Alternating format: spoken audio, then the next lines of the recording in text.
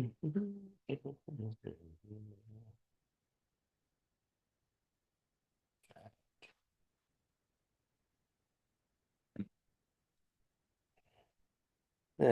on a second here. Anyway, well, this is what it'll be. Good morning, everybody. Let's see. All right. Hi.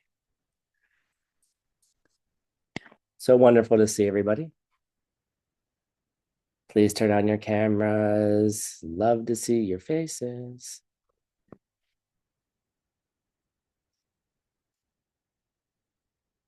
Good morning, everyone. Welcome to yet another beautiful ACI class. For those of you that are new, which I don't know, I see some new faces, sort of. Let's see, we got about half the cameras. I'll just continue. So what's really cool, I was preparing this class over the last, for a little while, and there's this really beautiful thing that starts happening where the teachings kind of start melding together. And today's class is strangely a continuation of the last event at Diamond Mountain. I mean, it's bizarrely the same. And I was in the car yesterday driving from Diamond Mountain and with Hachi Eshela's original class. Let's just listen to it.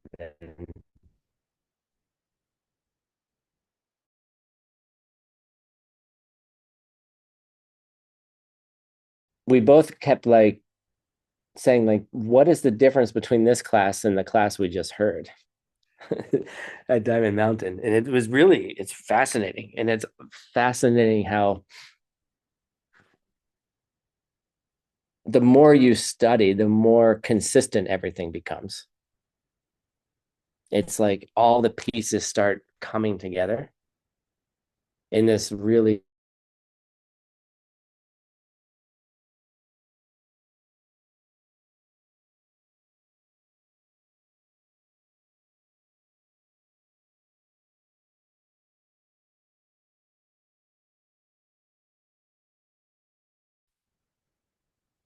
Oh, I'm sorry, I froze. Am I back? Okay, cool.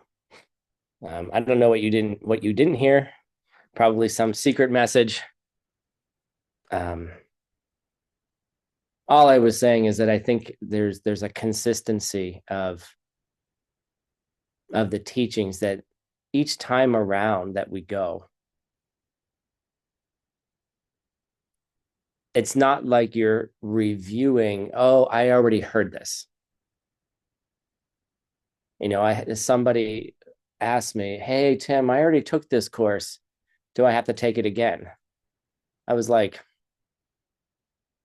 that's a weird question because Buddhism is not a,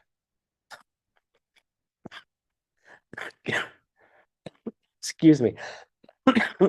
All right, within 5 minutes, someone got me laughing. Very good, Z.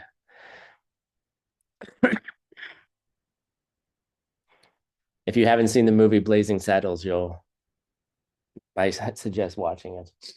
Actually, I don't know if I suggest watching it. If you really want like the best and the worst of US cinema. So, anyhow, but you start recognizing that everything's building upon each other. And it's not like the 18 courses are a beginning to end. Lam Rim is not a beginning to an end. It's, you know, the whole path. Yes, there's a kind of linearness to it, I suppose. Step by step, you make it towards higher goals. But to me, it builds upon itself. Like each time even when you go back, are you going backwards or are you going forwards? And so each of the components that we're putting together in these ACI courses, there's 15 total content courses. You're almost there. Yes. I mean, I just contradicted myself by saying that you're almost there at the end. You've almost completed one cycle.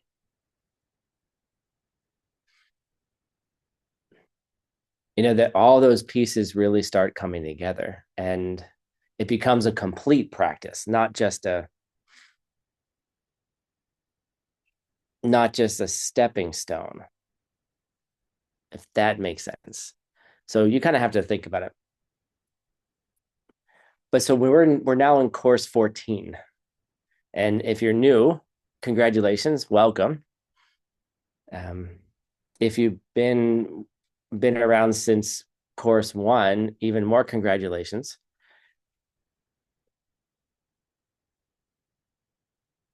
And we're starting to get closer to something called a requirement. I don't like having requirements. I don't like having homeworks. I don't like having quizzes. I don't like having exams. I don't like doing them myself. However, we're getting closer to this sort of mythical place of, Diamond Way, which many of you attended Geshe's course, and many of you heard that last week. And many of you probably heard some very, very profound things. I was slightly jealous. I've already said this, but I was slightly jealous that, took me 15 years of hard study to then have an open course that had the depths of the teachings in it. So I was asking the question, would I have heard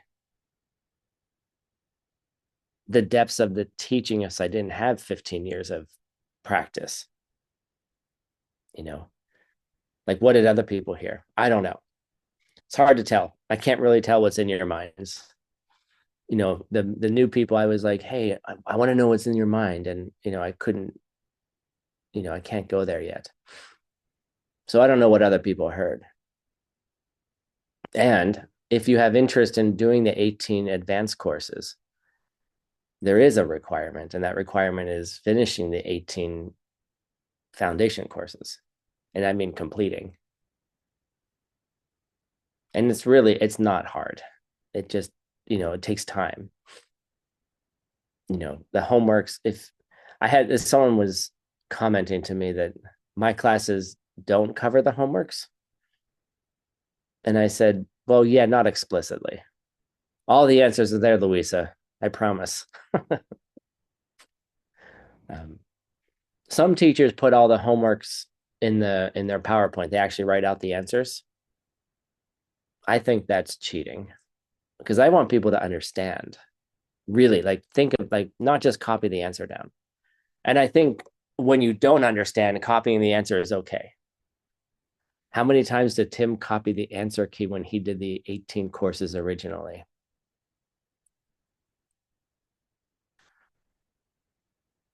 I'm not telling. I'm not telling you.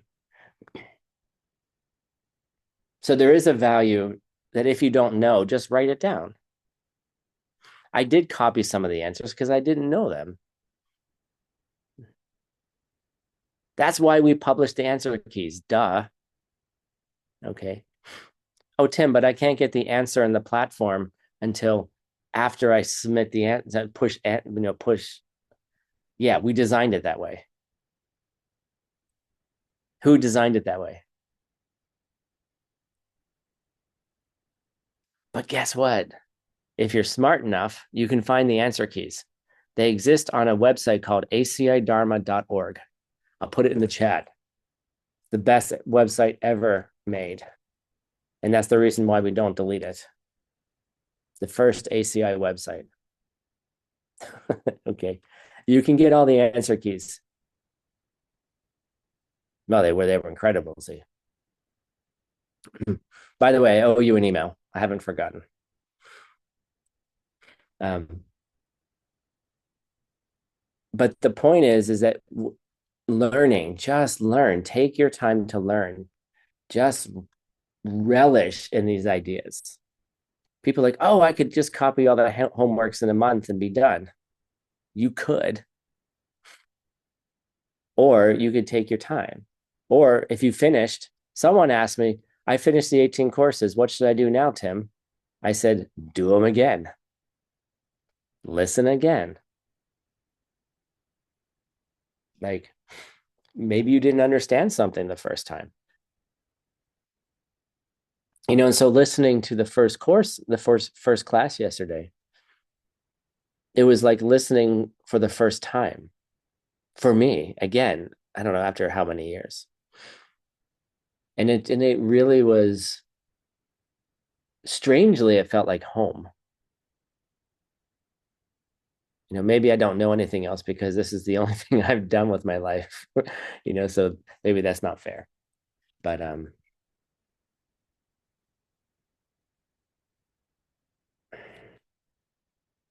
or maybe it is. I don't know, but it felt comforting. It felt really relaxing. It felt I was like in 1996, five, two, three, four, five, 1996, something like that. Geshe was teaching the same thing he taught in 2025. There's something comforting about that. And then to watch people's lives change over that time period. Like you can't accuse him of being inconsistent. Right. And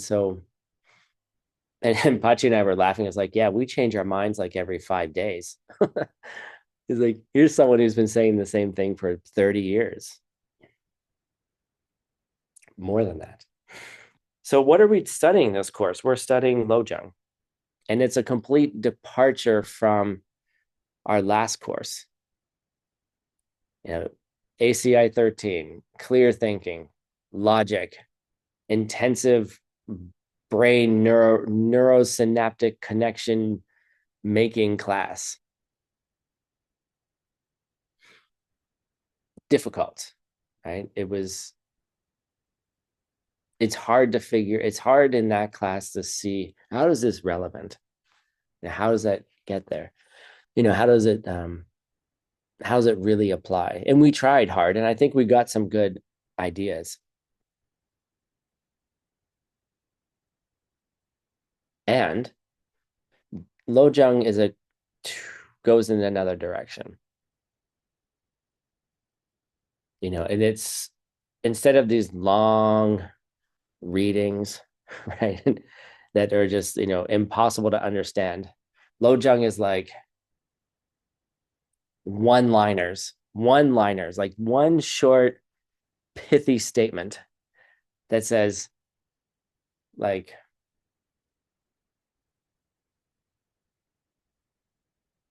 it's gonna make a joke.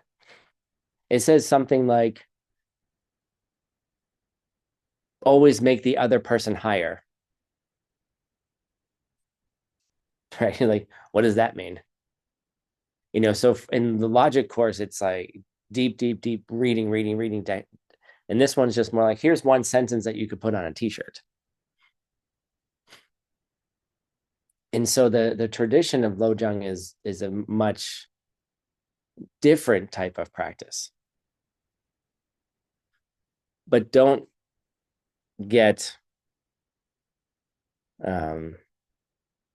so what I'm looking for. Don't think just because it's short that it's easy, Janet. I knew it. I could see it in your face. You're like, oh, I can relax now. This is easy. Oh, just do these little things. No. It's actually different types of neurological synaptic connections. Because Lojong is designed to radically change your behavior. It's like surgery on your behavior, not while you're sitting, in a hotel room by yourself, you know, although there's plenty of things my mind does that I could work on when I'm by myself. But it's specific to how do you act in the world? How do you act at work? How do you act as a volunteer at Diamond Mountain, Maria? Oh, she'd wave. She's like, I gotta wake up. I'm so tired.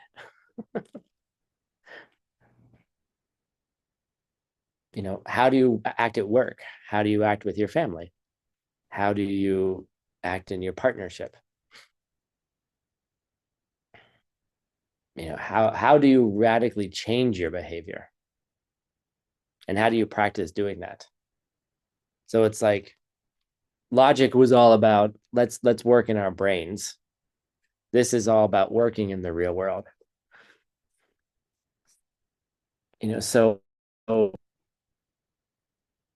here's our picture. Gina, I'll send it to you. I did it last night. I'm so sorry that I always change the picture 2 minutes before class.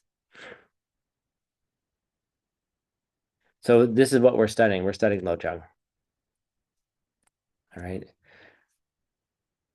And there's a long, long description of what is Lojong and what Lojong isn't. So technically, the word lo means mind. It can kind of mean, it can also mean like intelligence in some way, in some cases, like the intelligence of your. Why is my screen paused? Sorry, hold on. I just need to get the right thing up. Right. It can be like your intellect, right? And then Jung has some interesting meanings, and we'll talk about how they fit together in a second. So the second word, Jung,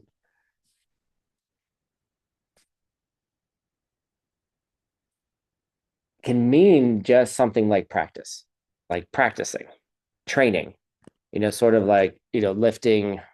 I don't know. What's the word I'm looking for? Like going to the gym, like doing something over and over again.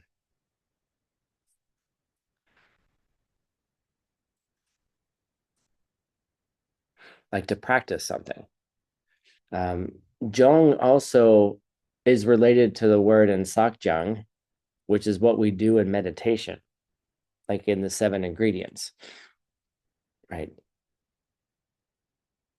Jung can also mean to make pure.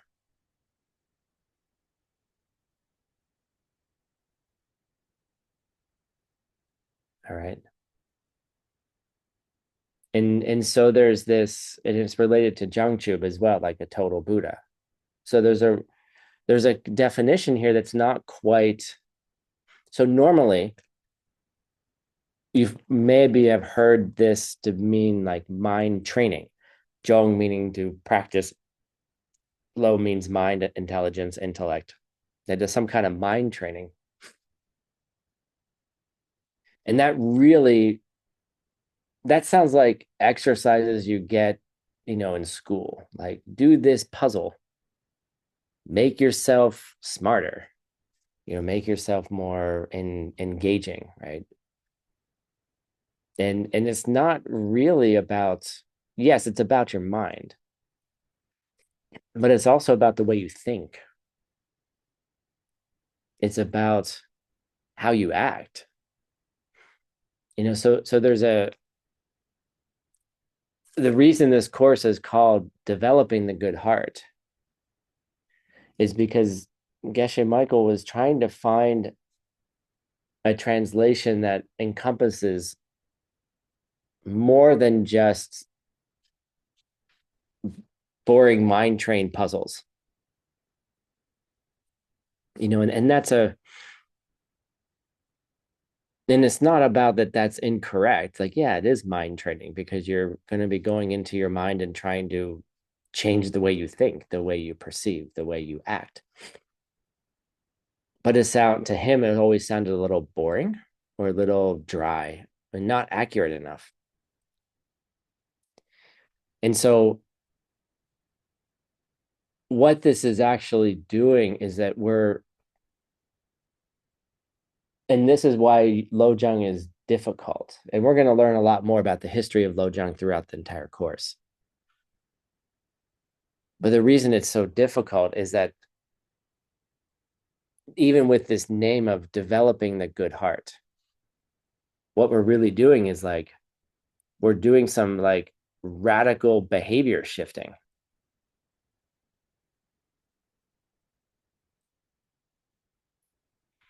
Right? It's not just doing some logic, but it's actually changing. Like now that you learned how to think clearly, right? Because now you're all experts at logic, right?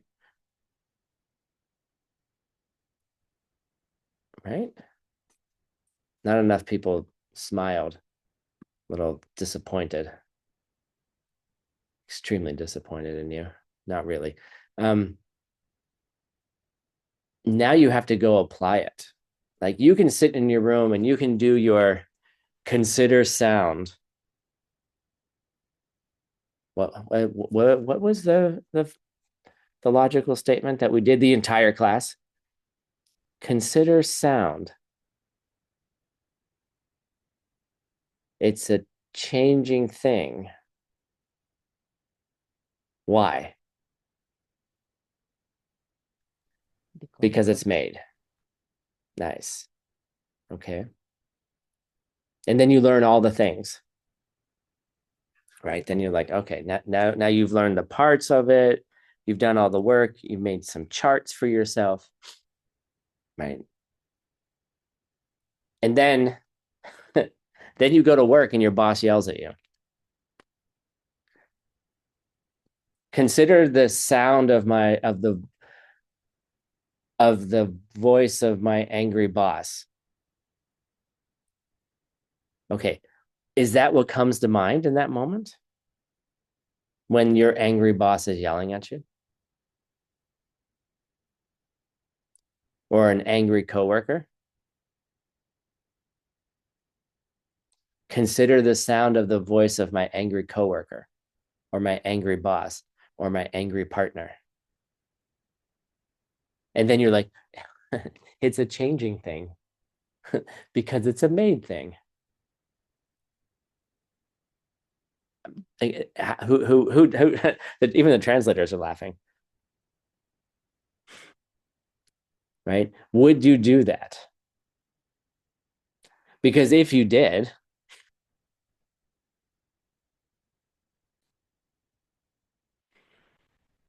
then you would realize how that sound was made. And then you would understand that, well, the way that I'm taking that sound to be as an angry voice is something that's coming from my karma.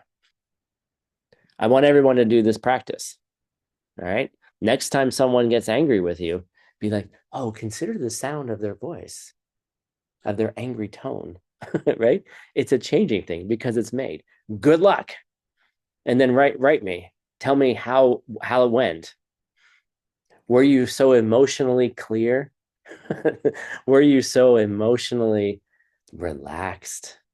You were like, oh, did it piss off the other person that you weren't upset at them? Someone who's angry wants you to be angry back.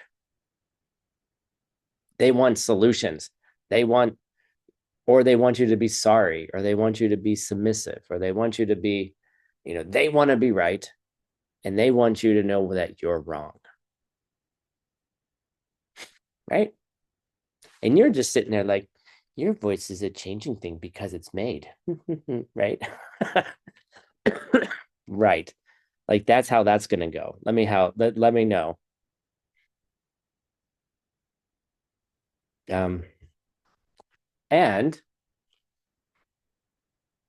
that's why it's called radical change. It's radical behavior change. And what I love about Lojong is that it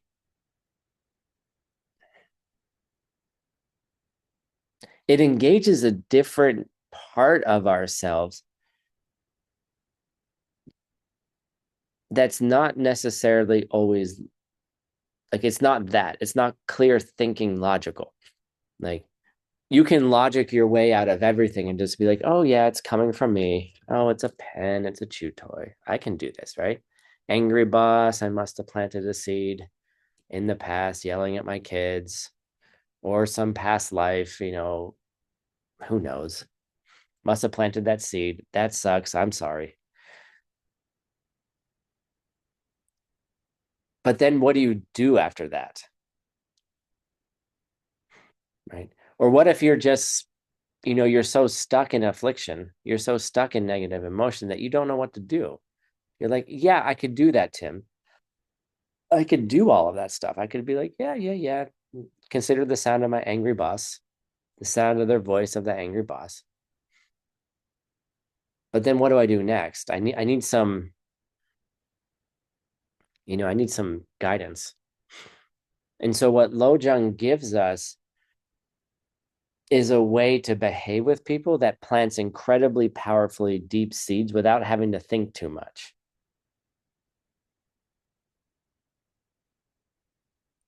Now, excuse me, if you engage a lot of these things, there's a lot of these little advices. Every cell in your body is going to be fighting against it. Like, consider the person to be higher than you, right? Consider all beings to be higher. And it's not a question, it's not a low self esteem thing, right? How do you put the person who's yelling at you in a higher position? And every cell of your body will be like, don't do that. Even the thought of, oh, this person's coming from me. Oh, that, there is no partner there who's yelling at me from their own side. I must have planted a seed. Yeah, you're stupid too. I can't believe you're yelling at me. Then all of a sudden, it just pukes out of your mouth and you'd start defending yourself. And this is called samsara, right? Like, it just runs. It's a habit that runs automatically. And we're trying to interrupt it. We're trying to play a different song. But in that process, it's like, for those of you who've played with records, it's like you're playing one song and you want to play something different, and you're just like, right? You hear the sound, like everyone can hear the sound of running the needle over the record, right? Right. And you're just like, I want to behave differently. And you can't. And that's fine. That's called practice. And we run on autopilot all the time. You know, while we were having this beautiful retreat, right? I was dealing with some autopilot things going on for me too. And it was, you know, it's hard for me, like, being in the director position, to be like, yeah, I'm having a bad day, guys. I'm having a difficult day. My patterns and habits are running. And then when you're battling them, I got a nice compliment. It's like, Tim, you battle, like, you battle your afflictions really well. And my answer was, I'm so tired of fighting. It's so exhausting to fight. And then somewhere in that conversation, I realized, like, why do I have to fight?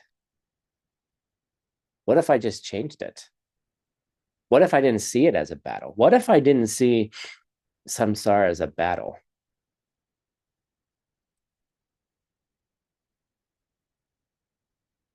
I think I just wrote a lojong. Get it? Okay. Maybe it doesn't have to be as hard as we think it is, but it sure as hell doesn't feel that way a lot of times. And the feeling that you have in the battle is also coming from a seed too. Okay. So we're going to start understanding these radical behavior modification techniques. Sounds like a new secular 5 houses program. Radically change your corporate behavior with these techniques. This is a great course to develop secular presentations. Take these. Well, we can even do it today. There's four um, verses we're going to go over today. Steal them, take them. Okay. I don't care. They're not mine. Steal them, develop your own program. Go help executives. Go help mothers. Go make some money and then give some of it back to ACI. That's what I ask. All right. So Lojang.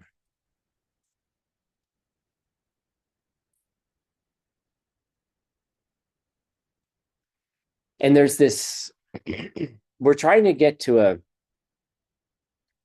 what we're trying to understand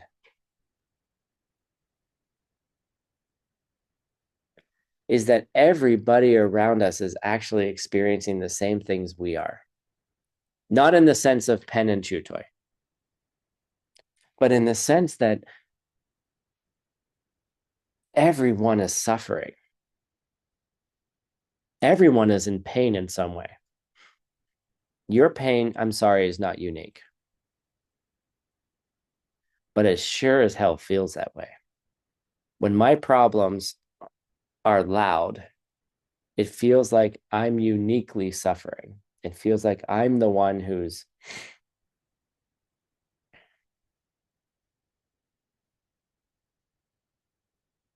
uniquely stuck in this and nobody can understand me. And it feels that way. And in a lot of ways, yes, it's true because you're the one experiencing it. Someone else can't experience your pain. You know, people can sympathize, people can empathize, but they're not feeling your pain directly. So it does feel like your own world. And it is. And I'm not diminishing that. But the purpose of Lojang is to be able to develop a pattern of thinking and behavior where you recognize that the other people are feeling the same thing. I remember I was in Taiwan, Janet, across the street from the hotel. And I was looking at all of these people walking around and it just dawned on me that they're all suffering in the same way. Some had a little smile, some seemed grumpy, and I realized all of them most of them who were by themselves were having conversations in their own heads. They were doing their own thing.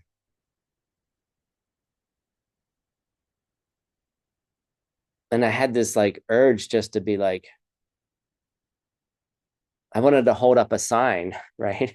That was like free hugs, right? You're not alone. Like, I see you.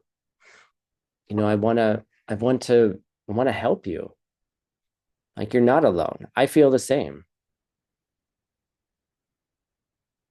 Maybe we can start like a Dharma revolution and like just set up little like what was that character in Snoopy that had the little booth with advices like with the for 5 cents? Sally, maybe? Lucy, thank you. Like a little booth, right? That just says, I understand. Talk to me.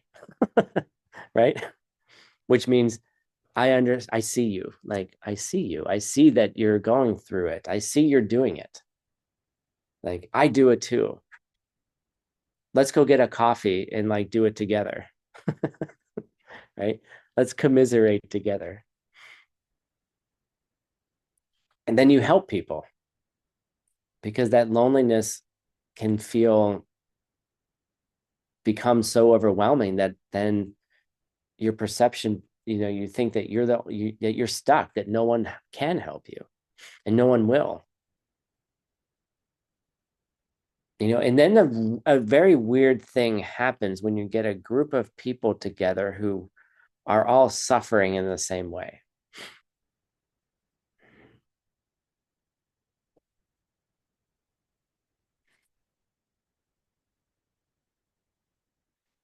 Something weird happens where all of a sudden it's not like they start complaining together, but rather this feeling of loving each other starts happening.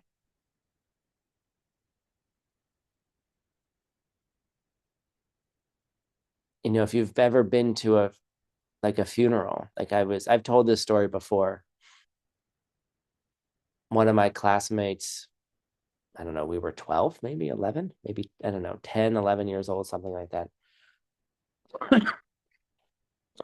Excuse me.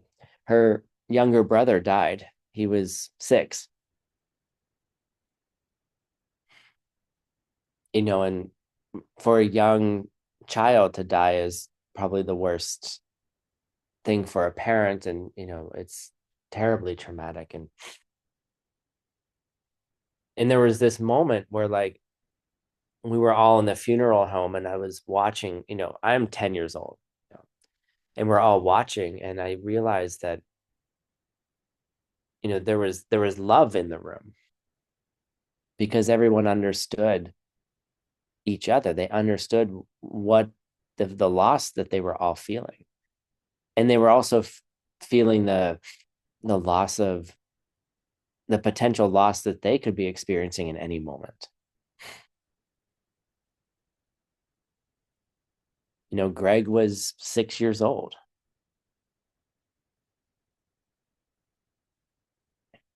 Then how long does it last for?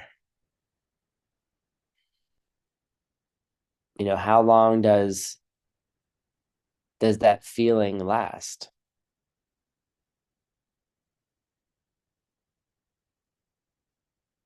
A couple days, a couple weeks. Maybe it vanishes when you walk out of the funeral home, and then all of a sudden you're just like, you pop back to something else.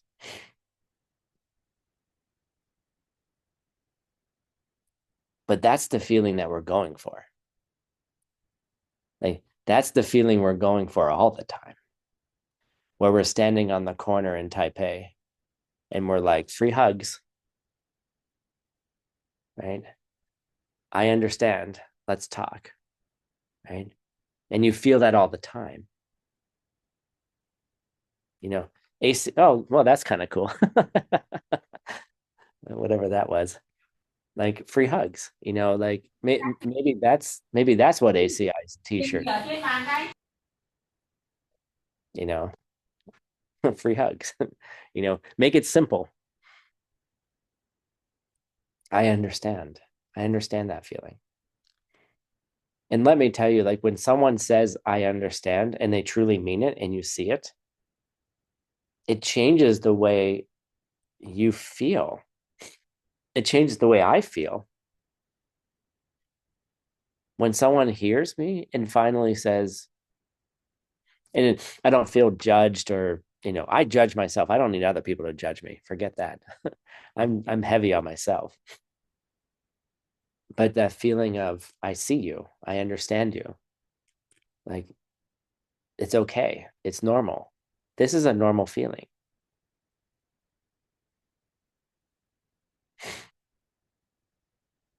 You know, how does somebody else expressing that I understand change the situation? And then all of a sudden you're feeling love. Where you were feeling disconnection, you feel connection.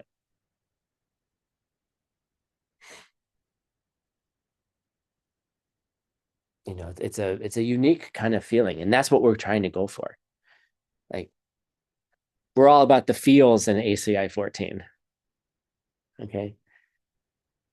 ACI 13, we're all about the thought. ACI 14 is all about the feels, and it's a different way of accessing the practice. Which one's better?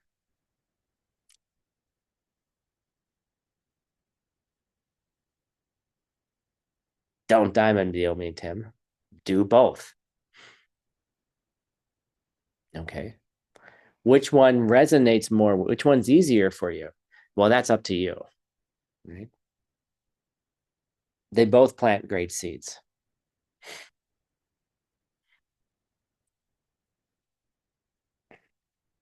But I'm, as director of ACI, current director of ACI, my current goal is more about the feels. I want the feels. I want the community. Like I want people to get along with each other. I want people to put up signs that say free hugs. Next event at Diamond Mountain Marina, you're gonna have there's a table that you're gonna sit at that's gonna say free hugs. I understand. Come talk to me. Ah, see? She doesn't want that. She wants to think. Look at that. She's like, I quit. I quit the Dharma right now. No, that's your table, Marina. You're gonna sit at the table. And if you don't like hugs, you can just talk it out, right? Free talking. You can talk to me. I understand, right? And it changes our heart. It changes the way we behave, right? It changes. It's a deep, deep, deep practice. So don't think I'm just being funny, Marina. Don't think I'm just being cute, anybody. Like seriously, it's it's the community that holds us together. It's the community that inspires us. If we're all just a bunch of individual practitioners, like just suffering in the same room going to teachings, oh, I'm so devoted to the teachings. I'm so lonely. I've seen it. Okay. I'm laughing because I've seen it and it's funny and it's depressing. Like a whole bunch of Dharma practitioners who are lonely sitting in a teaching. It's the most absurd thing ever. It's so lonely in here, right? So that's what we're going to do in Phoenix. If anyone from, I think, let's see, is Francisco still here? Or is he on the plane? He got on the plane. All right. That's what we're going to do. Free hugs. Maria Nesterov, free hugs. You're going to be at the table too, because you can't stay there the whole day. You got to eat a little bit. Um, and it does, yes, we have to be sensitive that some people don't like to be touched and hugged. That's not what I mean. I mean, spend time with people, right? Listen to them. And most importantly, it's when you're having the affliction that you change your behavior. That's what's most important. Okay. How do I change the behavior? That's what we're going to talk about. Okay. That was one paragraph. Oh, God, it's 45 minutes. All right. Let me change here.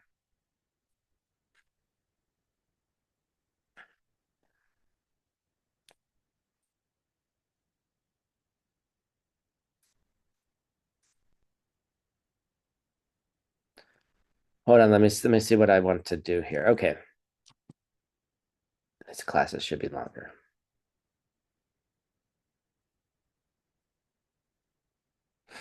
So where did that idea come from? All right. So it came from a cool dude by the name of Chankyya Rinpoche. And there's his dates. So everything I just talked about was talked about this person, Chankyya Rinpoche, 1642 to 1714. Now I have a question for you. If anyone can tell me why Chankyya Rinpoche is a cool dude, according to Tim, you get $100.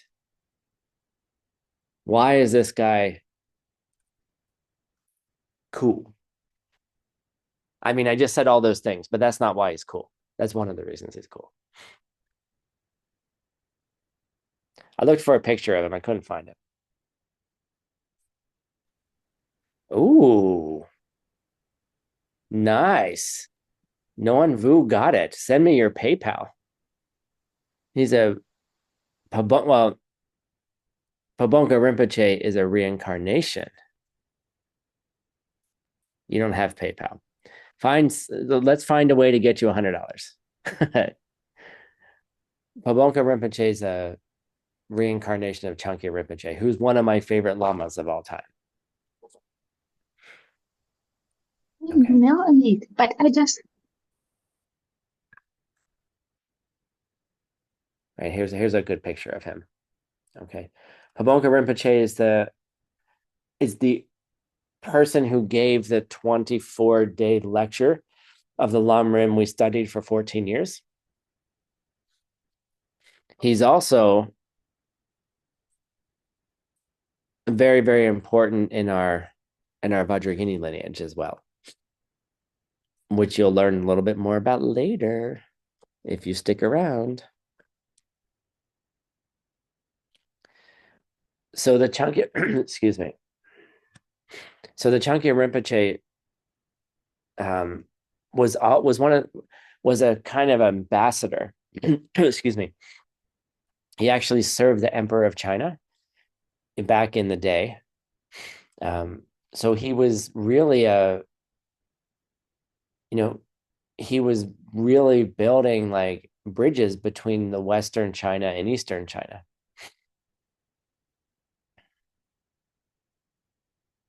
So he's the one that talks about the advices of the good heart, right? Developing those advices, developing the mind. And that's what Lojong is, right? And really and we're going to learn a little bit more about it in a moment, that it's not just the mind, but it's the mind of enlightenment. And he doesn't even use the word Lojong. He uses the word Semjong. Semjong. Does Tim spell it correctly? He does not. He uses the word sem, right? And so in Tibetan, we have these words sem, lo, right? Actually, what I should do, someone gave me some good feedback. I'm going to have to learn how to use it really well. Is that I should use this board when I'm typing, because the chat doesn't get saved for the future. Right? So let's make that bigger. Oops. Let's go to 100. There. Can you see it now? There we go. Okay. So he uses this word sem. Don't everyone draw on the board. This isn't art class. It's my artboard, not yours. Okay, fine. Draw on the board. Fine. Just play. Free hugs, free drawing. So he uses the word sem, right? Which is different than the word lo. So, and it's important because sem, yes, means mind, but it also has another connotation. How do I end this? There we go. What other connotations does sem have?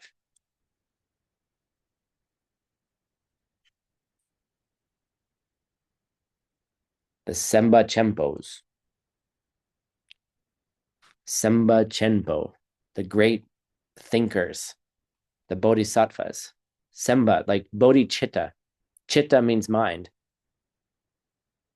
Sem is the translation of chitta in Tibetan. Okay. So our Chankyya Rinpoche, our ambassador from West China to East China,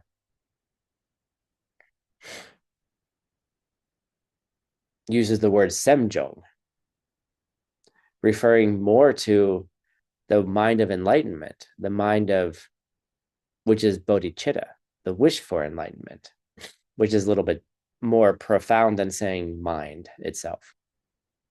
As just an aside, why wasn't Pabonka Rinpoche named Chowkir Rinpoche? Because normally when you're a Rinpoche, you get the same name. Right? He was recognized as the reincarnation. However, 300 years later, through 250 years later, because of political issues, right? Politics change all the time. Some days people are friends. Some days people aren't friends. And what was beautiful in the class yesterday when listening to it, so 30 years ago, Geshe Michael was talking about how it looked like Buddhism and China were becoming, there was a lot of hope. There was a lot of connection. There was a lot of spread of Buddhism into China. And there was a lot of hopeful talk about it. But then politics change, right? Things change. And the current situation is it's not as comfortable for all sects of Buddhism in China. Yes, it's permitted, but for example, the lineage of the Geshe Norbu. Who's the Geshe Norbu? Wish-giving jewel. Who do we refer to as the Geshe Norbu? Sorry, the wish. Exactly. So, in the lineage of the Geshe Norbu, it's not as things are tense between that lineage, which happens to be ours, and China. Although strangely, our founder, excuse me, Geshe Michael, can go into China. So I don't know. Weird things happen. Okay. But don't think that because things are the way they are now, they'll be the same way in 5 years. Politics comes and goes, wars come and go. You know, periods of peace, periods of instability come and go. Don't be attached to it too much, even when it's uncomfortable, of course. And I'm not diminishing the impacts of those things on people's lives. But when you look at the larger pictures, things are always constantly shifting. And this practice gives us a way to shift those things very radically and very quickly.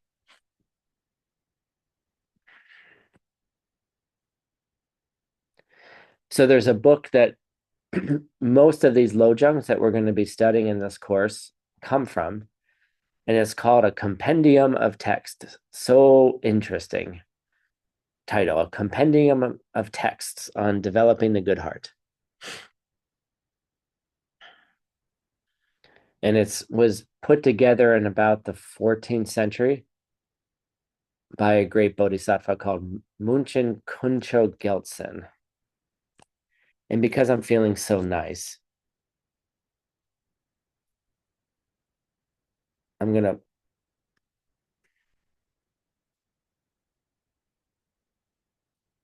to put this up here. There's the name of the author. Oh, look at the Senjong. No, you guys are so much fun. That's the name of the author. You can take a screenshot if you'd like.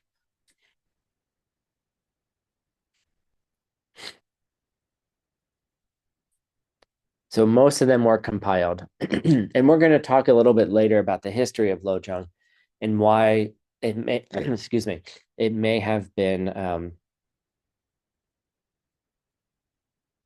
why it wasn't as open as it is now. And there's a secret message in that as well.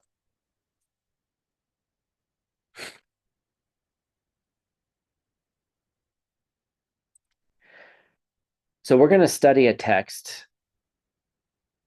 It's a very, very short text. Let me get my notes up here.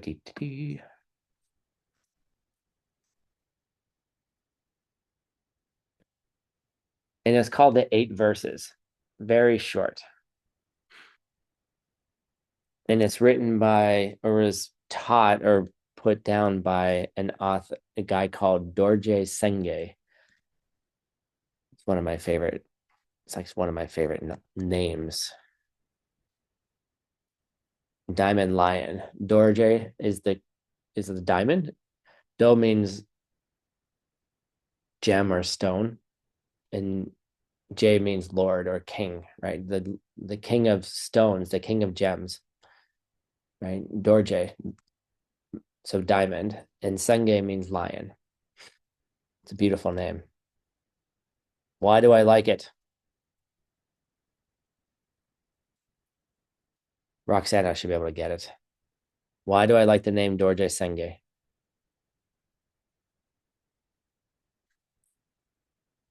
Let's see here. It's not my Bodhisattva name. Nope. But good guess. Right. Because of my last name, yes.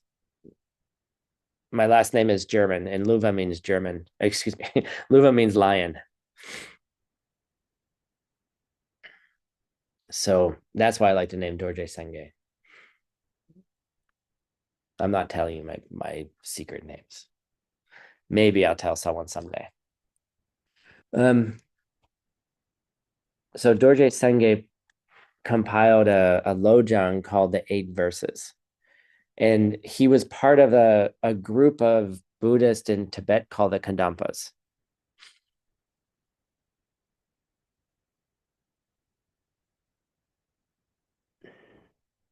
And he was also one of the first Geshes as well. And so, what is this idea of Kadampa? And I think this is really important for us. And then we're going to jump into the first four verses.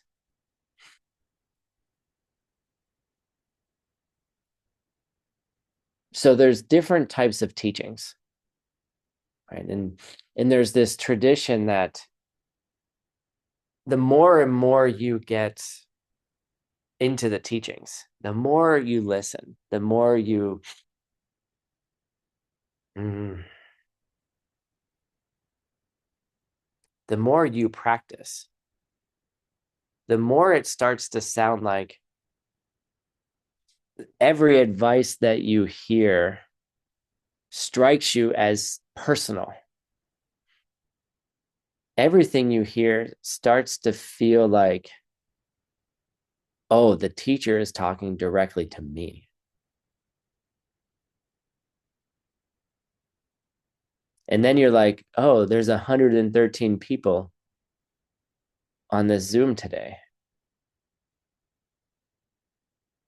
How could Tim be talking to all 112 of you, or 13 if he's talking to himself, which is usually what usually happens. Like the words come out of my mouth and then they go in my ear, and I'm like, well, damn, that's pretty good advice for you, Tim. Right? Pay attention to yourself. No, but seriously, like the idea of, and this is a very, very high practice. Some might even call it a diamond way practice of, and it's not like you try, it just begins to start sounding like the teacher is speaking specifically to you and only to you, right? And not in this selfish way that other people can't have the same experience, but it just strikes you as, oh my gosh, they're talking about me. This is my life. So that's one thing. Like we actually call it a kadampa. Ka means speech. Okay. Dampa means personal advice, holy speech. And so there's this beautiful thing that starts happening where it's it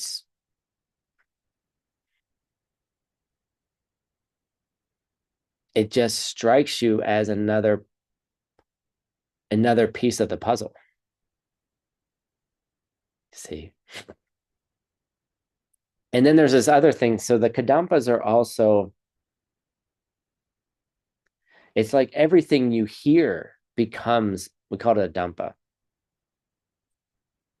And also another way of thinking of a Dhampa is, some people learn through logic, some people learn through deep studies, other people learn through personal advices.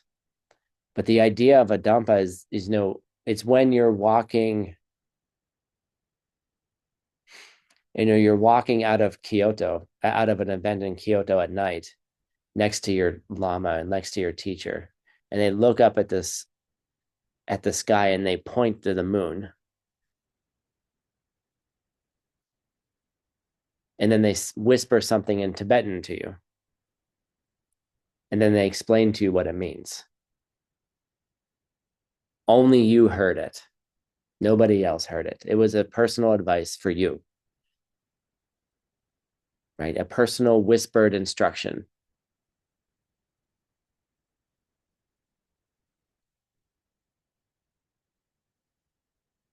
And I think it's important for right now is that particular instruction was, it's far better to have changed.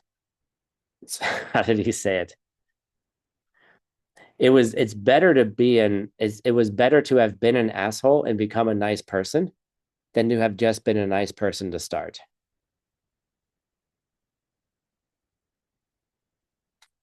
That's what he said to me. And there's a beautiful metaphor in Tibetan about the clouds moving in front of the moon and moving away from the moon. So like revealing the moon. The clouds are your negative emotions. And then they move away to reveal the beautiful moonlight, which also has a deep diamond way meaning as well. You see. So one little line in Tibetan about Tim, is better that, and then I'm like, oh, thanks.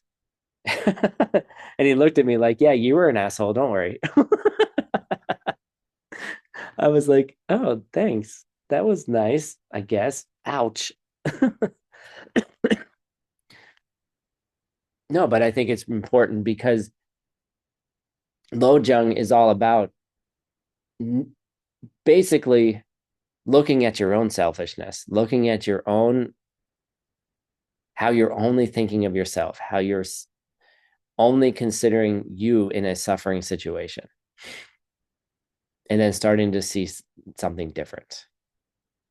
That's what he means, you know, like, and then if you can overcome that overcoming that is strength.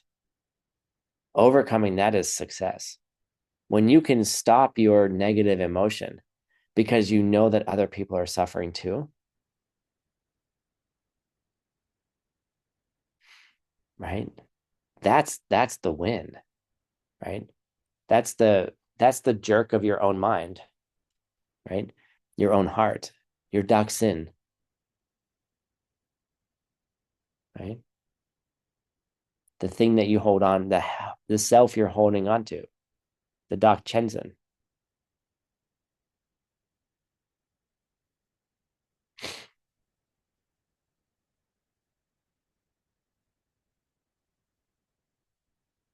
And we need to overcome that. And this is what this does. These are little personal advices that are profound in the way that we interact with other people. So if you have problems with others and you don't understand why, if you think you're being nice, okay, if you think you're a nice person and people are misunderstanding you and you don't understand why, start doing this practice. Because there's probably something that you're doing that's blocking you. You might actually be a nice person. Actually be a nice person. I don't know what that means. Actually, right? Be an actual nice person.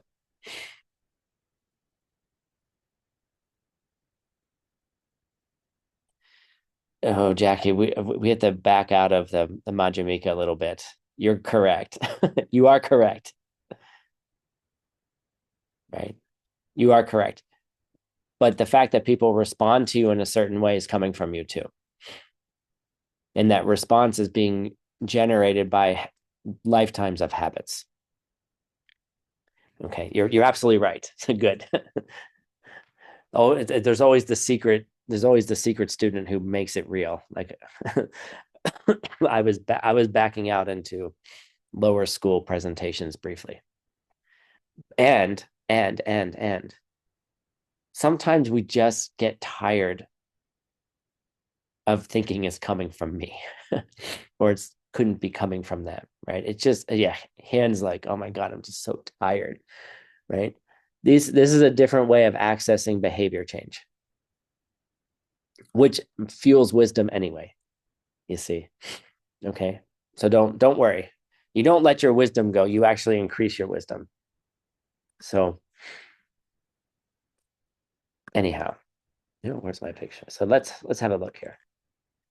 Dorje Senge. Did I cover the answers? All right.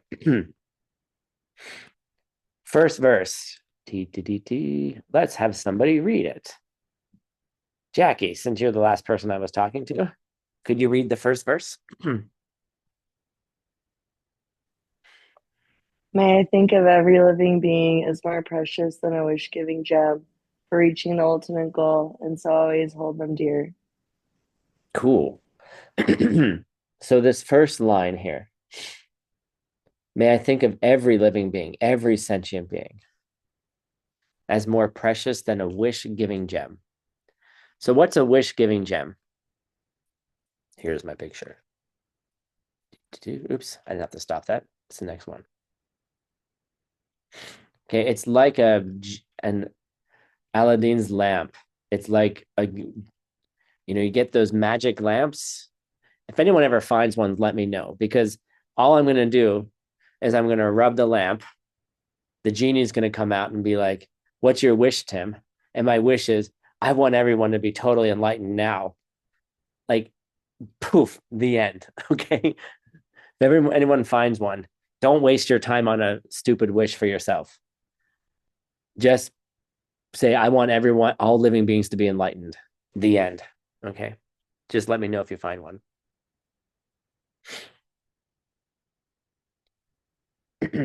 But the idea here is a wish giving gem. So you can see the gem coming out of the genie lamp.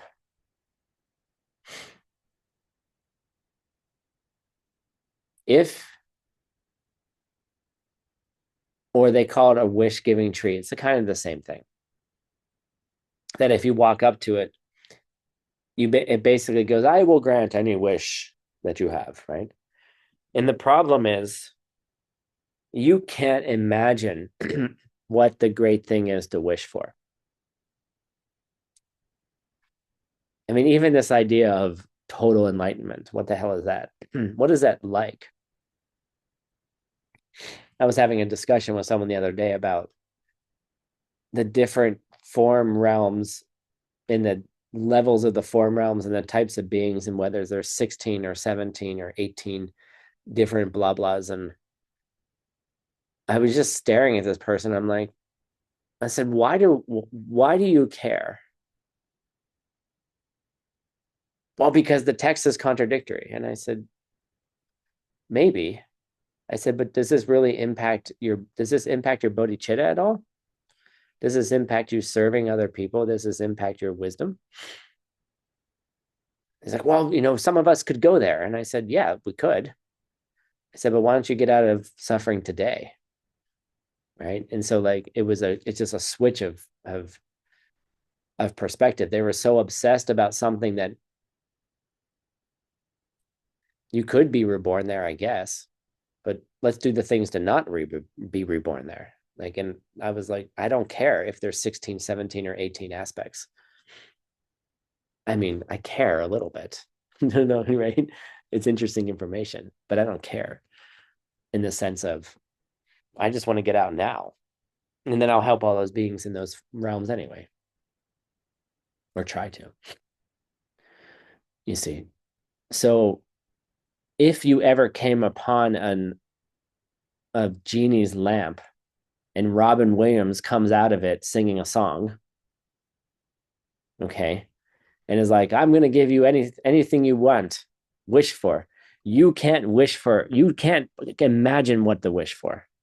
You can't possibly imagine what what a tantric paradise looks like. We're trying. You can't imagine that. What the hell does that even mean? You don't even know what to ask for. Excuse me. We don't know anything to ask. We don't know what to ask for. But what Dorje Senge is saying, but other people are your wish giving gem. And that's why we have here in this picture, we have some people working. It looks like some people at a party in the background, right?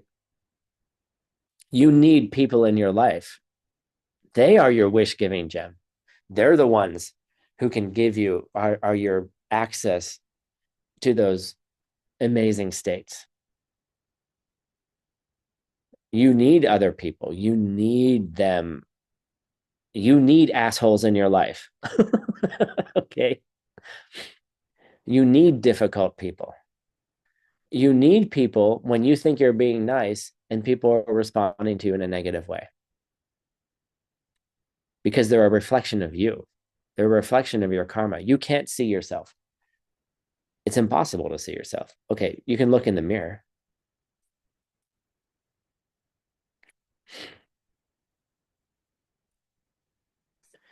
But you can't see yourself. You need to see yourself through other people. How do you see yourself through other people? They're coming from you. And so you need them.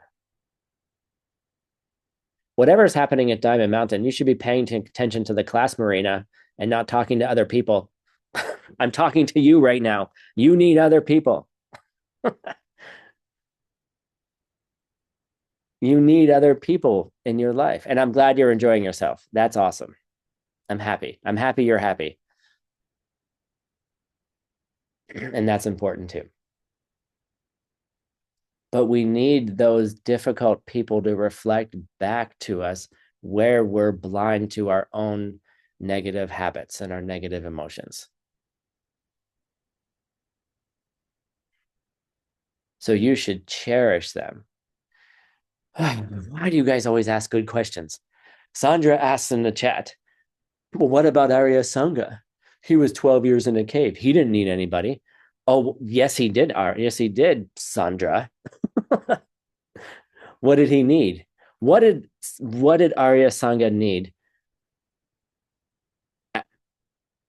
The worms. He needed the dog. He needed a living being to care for. Only after Arya Sangha spent 12 years doing his Maitreya sadhana. Maitreya, come to me, come to me, come to me. Doing all the practices. By the way, you can plant deep, deep seeds in retreat, and you do plant them with other people. And that's part of Diamond Way practice, which we'll teach you later. How do you, and if you came to the retreat, we gave you a meditation that was maybe a Diamond Way practice that maybe taught you how to do that. So maybe you want to watch it again. And maybe you could ask Maria Nesterov for a recording of a meditation I did in the middle of a retreat for all the retreatants in Tara Temple. So they are your reflection, right? And so Arya Sangha needed the dog to have compassion to take care of the dog, right? It was that little last compassion that he needed to flip over his seed so that he could meet Maitreya. Okay. And maybe there's a beautiful meaning in that story that maybe those other people just aren't other people. Maybe that annoying coworker, maybe that difficult person, maybe that family member who's always criticized me my whole life is actually Maitreya being like, I'm helping you, just keep going. Maybe they've been helping you, just keep going, right? And then somehow through some lojong practices, your world changes and shifts. And then that person who was annoying you just turns into an angel, or they just disappear, right? That's how I was so successful in my corporate work. All I did was low junk. I changed my behavior. The annoying people left, or got fired, or got transferred, or changed. I loved working corporate. It was so much fun. It was like a beautiful sandbox. You know, I'm still working corporate. I just call it ACI now. All right. So people are valuable, more valuable than any wish giving gem, because they can help you get to a place that you can't even imagine. Yay. That was awesome. Verse 2. How about Janet? Can you read verse 2 for us? When I'm with another, wherever we are, may I see myself as the lowest, may I hold the other as highest, from the bottom of my heart. Thank you. So we have to be careful with this one, which I did mention in the beginning.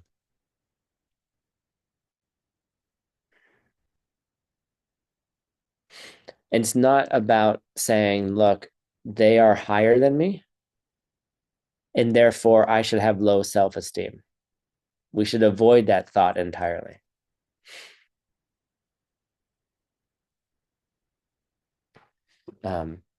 It's not that they're better than us in the sense of like, I should tear myself down and self-criticize and make myself shine less. That's not what we're talking about.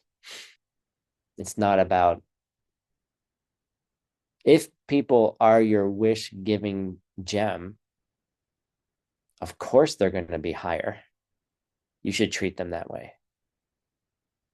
You should treat every asshole that comes to you like they're standing on a pedestal and have just won the gold medal.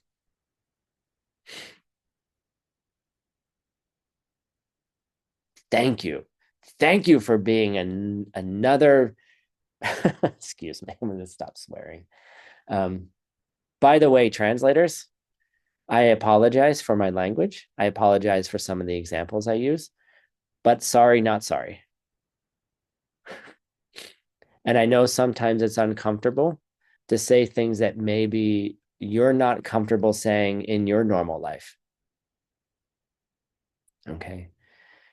But I do request that you do repeat as accurately as possible what I do say. And I say things usually for effect, for a particular purpose, not just because I'm being cute. Although I like being cute. um, and usually there's some kind of deeper purpose, whether it's for moving prana in a certain way, or challenging conventions, or challenging someone's mind and heart to think differently. All right. So please do the best you can. I know sometimes I've had a conversation with some other translators. Um, please try to capture as best as you can in your language. And if it's slightly offensive and edgy, you know, and it bothers you, then maybe you should look at the seeds. But I do request that as accurately as possible that they do get translated. And I'm sorry if it's uncomfortable. I know it can be uncomfortable. There you go. Asshole of the year, gold medal. Perfect, right? You should welcome the challenges that come.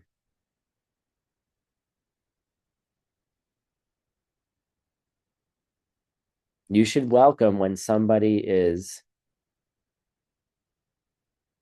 difficult with you. Is it easy? No, not at all. It's never easy.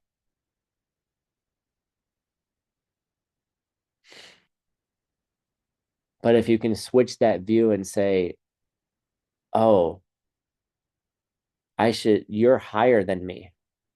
right? You have that gold medal. And I chose a really cool picture for this. Um, from Paris, right? This is one of the more famous pictures, right? The two women here, gymnasts who won silver and gold, the silver and bronze, are bowing down to the one who won gold. All right. They're celebrating. You've worked your entire life, to win a medal at the Olympics, right?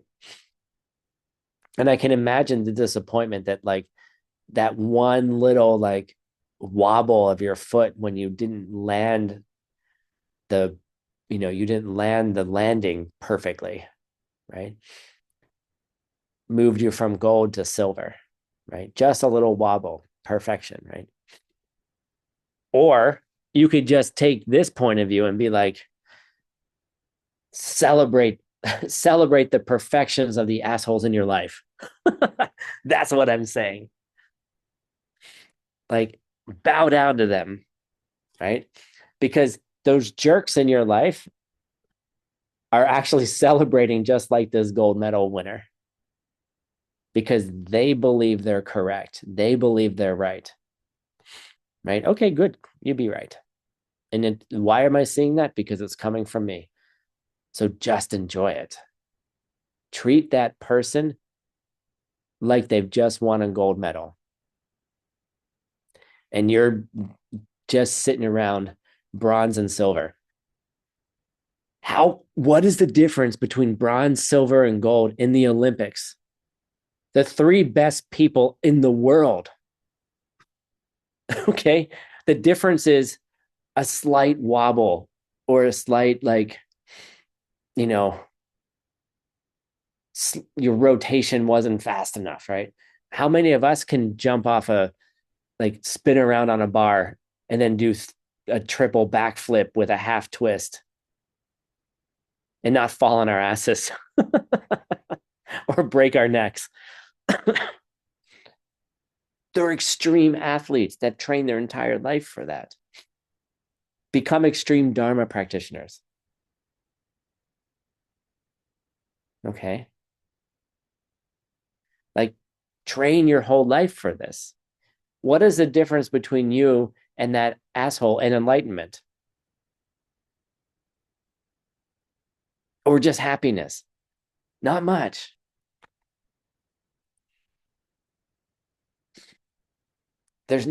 You're not that far away from your own happiness. You just think that person's in your way. Put them up on the pedestal, give them a gold medal, but recognize that you just have a silver or bronze and you're just this far away from it. It's just a slight shift. It's not as arduous as it looks. It feels that way. Sure as hell does. But these minor shifts have tremendously big results and very, very quick results. D, could you go read number 3, please? Z, I'm sorry. Mispronunciation. As I go through the day, may I watch my mind to see if a negative thought has come. So if it does, may I stop it right there with force, since it hurts myself and others. Yeah, so this particular line might contradict some psychological approaches. Some people say, oh, you need to feel your feelings. You need to feel everything. And actually, I do agree with that. Pushing your feelings away can be very detrimental to you. However, acknowledging your feeling, but then trying to keep yourself from reacting to it in the same way is what this is about. So I have this thing where if I have a little problem with my body, my brain escalates it into an incurable an incurable disease that I'm going to die from in 2 to 3 years. Okay. For some reason, my mind does this, and it overtakes me sometimes, and it's emotionally taxing, and it's difficult, and I'm not proud of it. But at the same time, it's like, what have I learned about it? Like, what is it teaching me? Like, what are your emotions teaching you? Your emotion is like it's like the gold medal, right? What is it teaching you? What is it showing you about yourself? So recently I had one of these episodes, usually lasts a couple hours. And then I decided, you know what, I'm going to go talk to my friend about this. Actually, I talked to several people about it. Instead of hiding it, I decided to talk about it. So then actually the very next day, I was taking a shower and it was dark. And I had a little bit of a migraine and wasn't feeling that well. And my eyes were like, it was just, I had a little cold or something. And then all of a sudden, my brain went into its thing and it decided that, oh, like, oh, you actually have a tumor in your head, Tim. That's why you can't see out of your right eye. Right.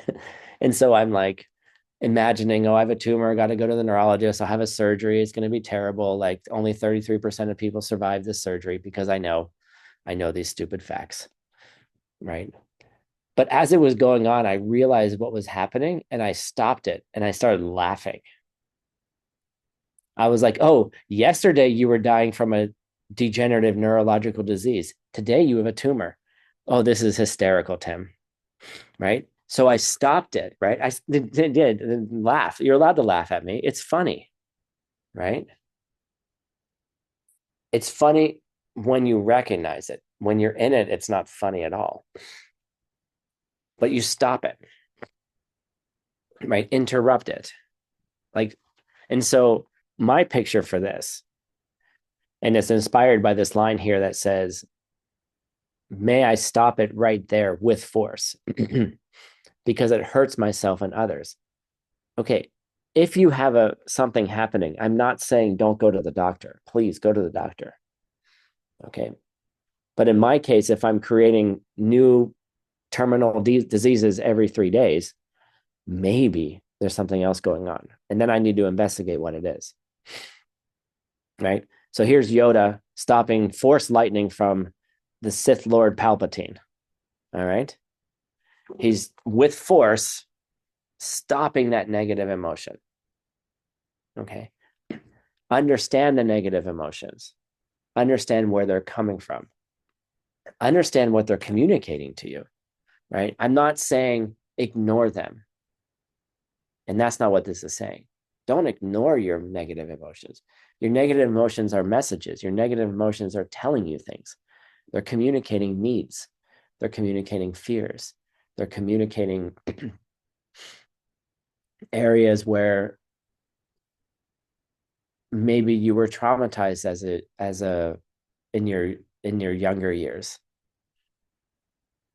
They're communicating safety. They're communicating needs. All of those things are completely true, and we should spend the time with that. And these practices teach us how to interrupt them so they don't hold that power over us. Like a 2 to 3 hour episode is one thing, but a 5-minute shower to be able to stop it, right, is a different thing. But if you're in a situation that it's not 3 hours, it's days, it's months, it's years, right? It's not always easy just to, put your Yoda hands up and stop the Force lightning. It's not that easy, right? And we need to ask for help. And that's why we have Sangha, and that's why we have each other. Like, be a glorious mess if you need to be. And we can help you, right? And that can mean all different types of help. But the idea here is that when you're having a negative emotion, can you stop it as quickly as you can? But that's why you have to go backwards and go to the wish giving jewel. That's why you also need other people. It's a feedback loop. You need those other people. Like, we can't do it by ourselves. We can't heal by ourselves. We can't find love by ourselves. Okay.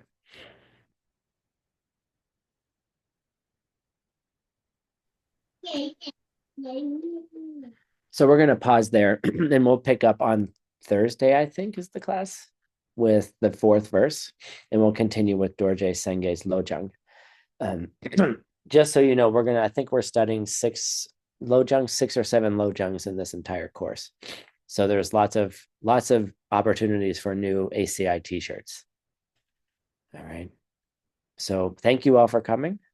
Very happy that you all survived ACI 13. You will survive ACI 14 too, I promise. And I have to apologize that if you were anticipating a Living Lam Rim class today, I canceled it last night. I don't know why I thought it was a good idea to have a retreat and then start teaching the next day. Right. And I need a little bit of time. I can't do all of it. So we're going to start Living Lam Rim on Thursday. We're just going to delay it by a day.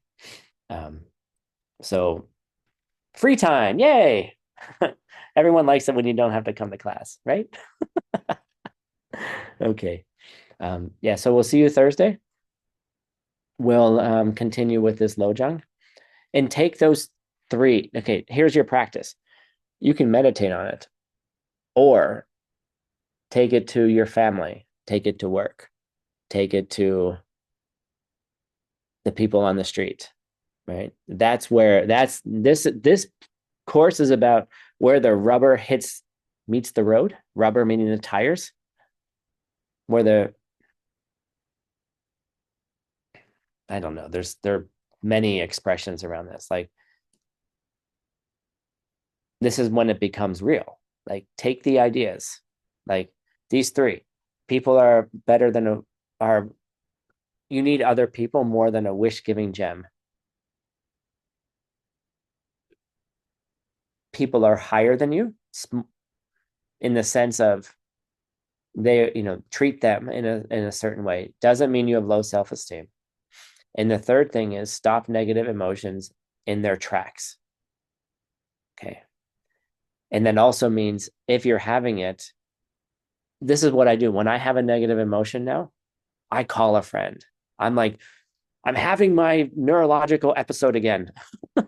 I'm dying in 3 years. Oh, are you, Tim? Okay. Tell me about it, right? And then by the end of the conversation, I'm no longer dying in 3 years, right? Find the support that you need. Like, when you're having it, karmic partner it. Find a Ne Lama who you can call. I'm having my thing again. Oh, what's going on? Tell me about it. The more you can acknowledge you're having the thing, the awareness is what interrupts it. These are advices from me. All right. Thank you all very much. Have a wonderful, wonderful day or evening. And please say goodbye to each other. Gracias, Maestro David. Thank Feliz you. día. Bye. Thank you. Bye bye, Team Lang.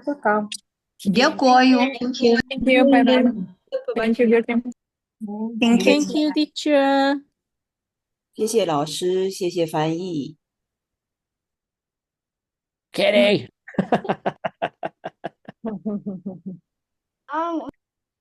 Dharma Kitty. Awesome. Yeah. Oh my gosh. Thank you. This is how we're ending the class today. Bye, everybody. Thank you so much, teacher. Thank you. Дякую велике. 谢谢老师，谢谢翻译。谢谢老师，谢谢翻译，谢谢大家。拜拜。Thank you. Bye.